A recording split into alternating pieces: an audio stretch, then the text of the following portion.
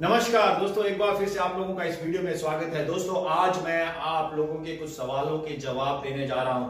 अगर आप मेरे चैनल में नए हैं और आपने आज तक मेरे चैनल को सब्सक्राइब नहीं किया तो जरूर दोस्तों सब्सक्राइब कर लें और उस आप बेल आइकन को भी दबाएं ताकि आपको इंस्टेंट नोटिफिकेशंस मिल जाए। जितने लोगों ने भी मेरे चैनल को सब्सक्राइब किया है सबको मैं तहे दिल से धन्यवाद देना चाहता हूं। दोस्तों, बहुत बहुत धन्यवाद, आप मेरे वीडियोस को देखते हैं और मैं उम्मीद करता हूं कि आप यूके के बारे में जानकारियां प्राप्त कर रहे हैं और आपका मनोरंजन भी हो रहा है। तो दोस्तों, आज मैं जो सवाल जो आप लोगों के हैं उनके जवाब देने जा रहा हूं। सबसे पहला सवाल लोग पूछते हैं कि क्या इंडियन लोग यूके में शादी करके बच सकते हैं कि नहीं।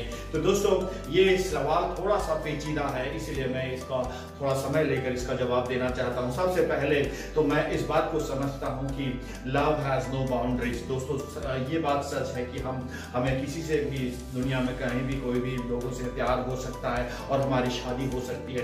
दोस्तों, जेन्युइनली अगर हम लोग मैरिड हैं और हम लोगों को मतलब हमारा जो एक फैमिली है तो हम लोग फैमिली वीजा में जाकर के यूके में बस सकते हैं और इसका पूरा प्रोविजन यूके गवर्नमेंट ने बनाया है।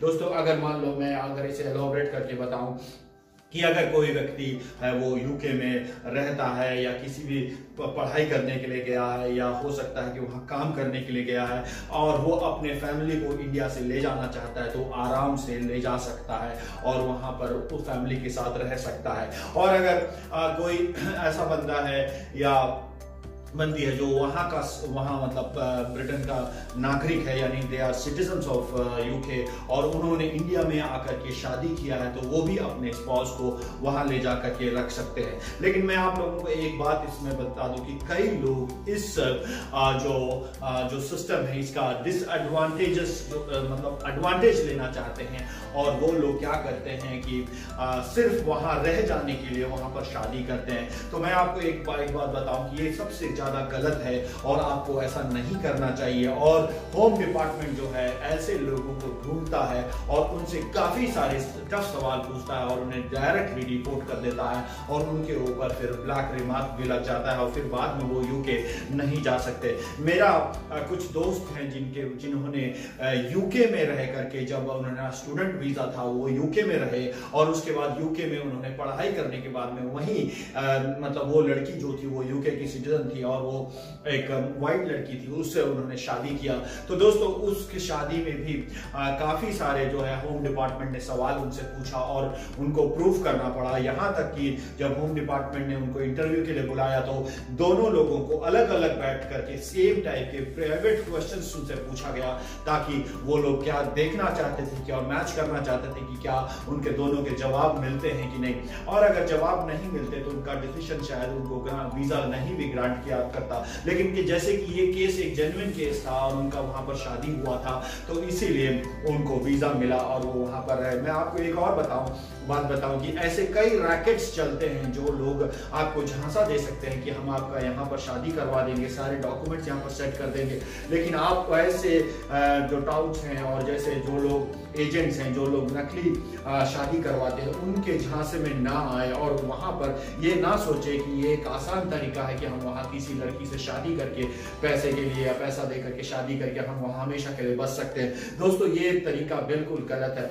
लेकिन एक बात और मैं बताऊं कि अगर आप जेन्युइनली किसी के साथ आपका रिलेशनशिप है और आप वहां जाना चाहते हैं और वो बंदा या बंदी जो है वहां से इंडिया आकर के वो शादी करती है, उसके बाद वो पेपर्स वहां ले जाकर के सारे डॉक्यूमेंट्स आपको भेज के दे सकती है और आप जो है वहां उसके बीआरपी का उसका जो भी मतलब रेफरेंसेस है, बीआरपी कार्ड हुआ या फिर उसका जो सिटीजनशिप के डॉक्यूमेंट्स हैं सारे दिखा करके उसका एड्रेस प्रूफ में वहां का जो एक लेटर के साथ में आप मैरिज सर्टिफिकेट लगा करके आप आराम से वीजा जो है फैमिली वीजा प्रोसेस करके आप यूके जा सकते हैं। तो दोस्तों, मैं आपको एक बार और जिस भी भाई ने ये सवाल मुझसे पूछा था शायद उनको ये लगता होगा कि ये एक आसान तरीका है, ये एक आसान तरीका नहीं है दोस्तों, और ये एक तरीका ही नहीं है बल्कि मैं ये कहूंगा कि वहां बसने का। लेकिन अगर कोई फैमिली है वो जेन्युइनली अगर वो लोग दो जगह रहते हैं तो वो आराम से फैमिली वीजा में यूके में रह सकते हैं, अपने बच्चों को वहां पढ़ा सकते हैं, उनकी अच्छी परवरिश कर सकते हैं। लेकिन इसे एक इस तरह ना ले कि इसे एक अपॉर्चुनिटी बना करके आप सिर्फ वहां जा करके किसी को से शादी, किसी भी लड़की से या लड़के से शादी करके वहां पर बसने का एक अपॉर्चुनिटी इसे ना बनाए। तो दोस्तों ये था पहला सवाल। अब मैं दूसरा सवाल आप लोगों के सामने जो मैं यहां लेना चाहता हूं वो है, क्या अभी भी यूके में लोग जा रहे हैं? हाँ दोस्तों, यूके में जरूर अभी भी बहुत सारे स्टूडेंट्स आ रहे हैं, बहुत सारे लोग अभी नए भी यूके में आ रहे हैं और आने जाने में कोई पाबंदी नहीं है। और यहाँ का जो फ्लाइट्स है अभी भी काफी कंट्रीज से अभी भी ओपन है और लोग आना जाना कर रहे हैं। आप भी अभी आ सकते हैं। तो मुझसे कुछ लोग पूछ रहे हैं कि अभी पार्ट टाइम जॉब्स मिल रहे हैं। दोस्तों पार्ट टाइम जॉब्स में अभी काफी ज्यादा प्रॉब्लम चल रहा है, बहुत लोगों को पार्ट टाइम जॉब्स नहीं है।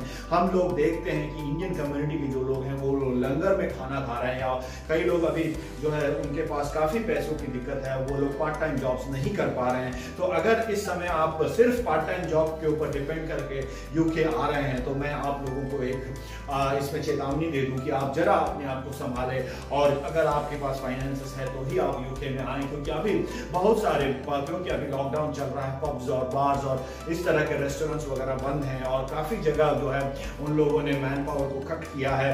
इसीलिए जो है जॉब्स में स्पेशली जो जहां पर मतलब जल्दी आसानी से मिलने वाली जो जॉब्स हैं वो वहां पर लोगों को नहीं मिल पा रहा है और लोग काफी थोड़े से दिक्कत में जरूर हैं।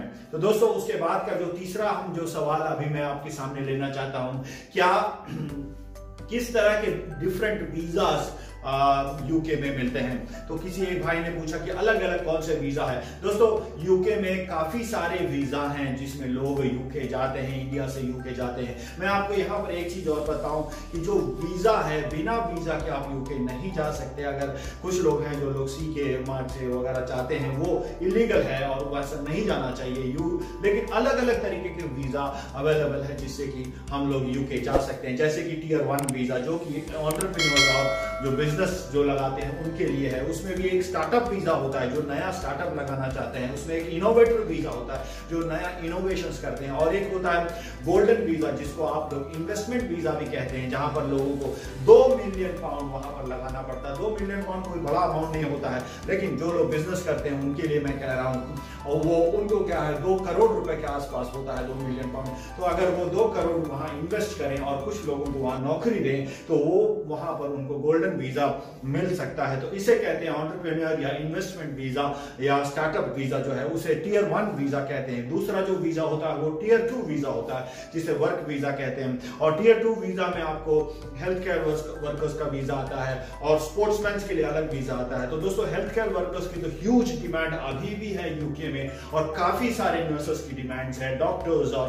पैरामेडिक्स जैसे कि आप फार्मासिस्ट, फिजियोथेरेपिस्ट, इन सब की वहां पर काफी डिमांड है। और आपको हेल्थ केयर वर्कर आप हैं, इंडिया में हैं और अगर यूके जाना चाहते हैं तो आपको जो है रिक्वायरमेंट्स जैसे कि IELTS में 7 बैंड लाना होगा, और उसके सारे रिक्वायरमेंट्स अगर आप फुलफिल करते हैं तो जरूर आप यूके जा सकते हैं। और एक दो इंटरेस्टिंग वीजा के बारे में बताना चाहता हूं जो कि टियर 2 में ही आता है। वो एक होता है रिलीजियस प्रीस्ट के लिए जो वीजा आता है। आप चाहे हिंदू रिलीजन से हैं और वहां किसी मंदिर में पुजारी बनकर जाना चाहते हैं तो वो भी आपको वीजा वहां मिलता है। उसके सारे रिक्वायरमेंट्स ये है कि वहां का कोई मंदिर है और वो आपको यहाँ से इंडिया से एज ए पुजारी वहां बुला करके वहां पूजा पाठ करके आपको 3 साल या 4 साल या 5 साल वहां रखना चाहते हैं तो आप जो है वो प्रीस्ट वीजा में वहां जा सकते हैं और वहां पर रिलीजियस प्रीस्ट के वीजा में वहां जाकर के वहां पर प्रीस्ट का काम कर सकते हैं। ऐसे ही जो है अगर आप मुस्लिम हैं और अगर आप मौलवी हैं या किसी प्रकार के जो है मस्जिद में अजान देने वाले व्यक्ति हैं तो उस तरह के मौलवी भी जो है वहां पर जाकर के वहां के मस्जिदों में जो है अपना जो है सेवा या जो सर्विस है वो दे सकते हैं। दोस्तों आप वैसे ही अगर कोई ग्रंथी हैं और आप गुरुद्वारा में वहां जाना चाहते हैं, वहां काम करना चाहते हैं तो भी वैसे भी लोग जो है वहां पर जाके काम कर सकते हैं। ऑफ कोर्स क्रिश्चियन प्रीस्ट तो वहां जा ही सकते हैं और क्रिश्चियन प्रीस्ट को भी वहां पर लोग वीजा मिल सकता है। तो दोस्तों ये जो है ये रिलीजियस ग्राउंड्स पे वहां जो है प्रीस्ट और जो पंडित हैं उनके लिए भी वहां पर वीजा ओपन होता है और वैसे लोग भी जा सकते हैं। दूसरा एक जो है वो है स्पोर्ट्स जो है उस कोटा में भी हम लोग जा सकते हैं। अगर आप रिनाउंड स्पोर्ट्समैन हैं और आपको लगता है कि आपने कुछ बहुत अच्छा स्पोर्ट्स के इसमें काम किया है और आपको वहां पर जाकर के अपना स्पोर्ट्स जो है उस कोटे में भी वहां जा सकते हैं दोस्तों। तो ये सारे प्रकार के वहां वीजा मिल जाते हैं और सबसे ज्यादा जो पॉपुलर है वो तो स्टूडेंट वीजा है दोस्तों। अभी जो है वो पहले टियर 4 में आता था, लेकिन अभी वो टियर 4 में नहीं आता,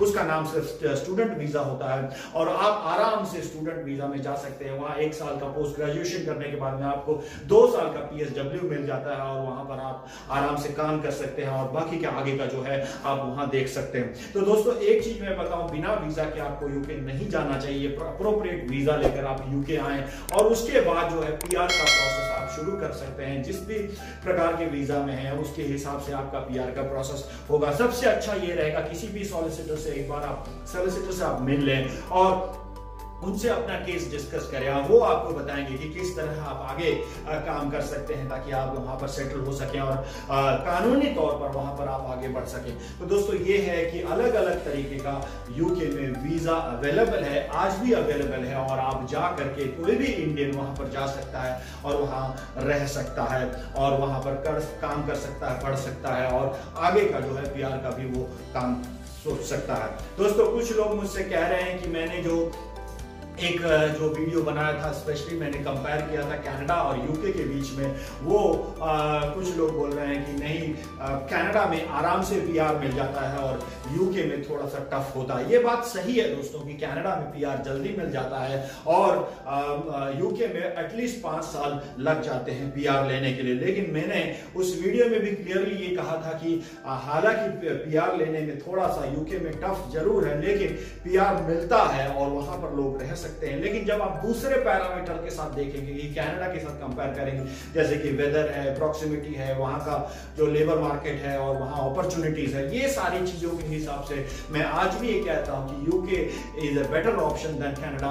और अगर आपके पास अपॉर्चुनिटी है यूके जाने का तो जरूर आप यूके और कनाडा के बीच में यूके ही आपको प्रेफर करना चाहिए। दोस्तों कुछ लोग दूसरे लोग मुझसे सवाल पूछते हैं कि हम क्या कंप्यूटर साइंस में पढ़ाई कर सकते हैं। मैं आपसे ये कहना चाहता हूं कि अलग अलग कोर्सेज हैं दोस्तों, लेकिन आपका जो फील्ड ऑफ इंटरेस्ट है वो आप चूज करें और ये भी हमेशा ध्यान रखें कि अगर आप वहां सेटल होना चाहते हैं तो उस तरह के कोर्सेज पढ़ें जो शॉर्टेज ऑक्यूपेंसी में आते हैं। जैसे कि एक जो कोर्स है वो नर्सिंग है। अगर आपने नर्सिंग वहां यूके से किया है तो 100% आपको, ऑलमोस्ट 100% आपको यूके में आप सेटल हो सकते हैं। अगर आपने MBBS यूके से किया है, 5 साल का जो कोर्स होता है, हालांकि उसमें थोड़ा सा खर्चा ज्यादा है और आपको एडमिशन वहां मिला है, आपने 5 साल पढ़ लिया है, तो 100% ऑलमोस्ट ये 100% हो जाता है कि आप वहां पर काम कर सकते हैं, क्योंकि हमेशा यूके में डॉक्टर्स और नर्सेस की जरूरत होती रहती है।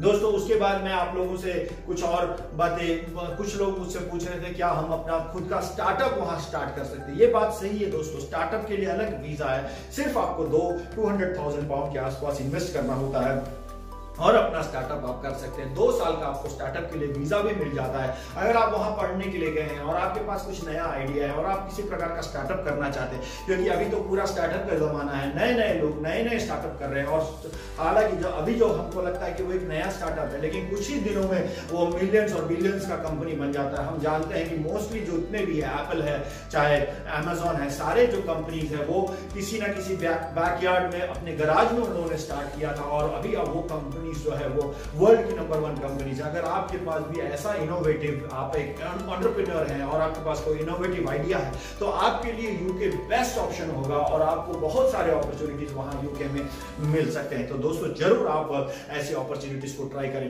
दोस्तों मैं आपसे अभी और रिक्वेस्ट करना चाहता हूं, अगर आपके किसी भी प्रकार के यूके के लिए सवाल है तो आप मुझे जरूर भेजें। मुझे यूके जाने में काफी एक्सपीरियंस है, क्योंकि मैं अभी आप जैसे जानते हैं कि मैं अभी यूके में रहता हूं। मैंने काफी साल मिडिल ईस्ट में भी बिताया है, मैंने मिडिल ईस्ट में भी काम किया है और मैं उसके बाद यूके मैंने इमिग्रेट किया है, तो मुझे काफी सारे प्रोसेसेस मालूम है। मैं लेकिन ये नहीं, कभी भी ये दावा नहीं करता कि मैं एक लीगली कोई एक्सपर्ट हूं या मैं अपने एक्सपीरियंस से आपको बातें बताता हूं। अगर आपको एग्जैक्ट कोई लीगल पॉइंट ऑफ व्यू चाहिए तो आपको किसी भी सॉलिसिटर से बात करके उससे लीगल पॉइंट ऑफ व्यू लेना चाहिए। मैं सिर्फ इंफॉर्मेशन और आपके एंटरटेनमेंट के लिए ये वीडियोस बनाता हूं। तो मैं आशा करता हूं ये वीडियो आपको पसंद आया होगा। दोस्तों अगर आपको पसंद आया है तो जरूर आप थम्स अप कर दें और इस वीडियो को शेयर भी करें और दूसरों तक भी बताएं। मैं फिर से आप लोगों को सबको बेस्ट ऑफ लक कहता हूं।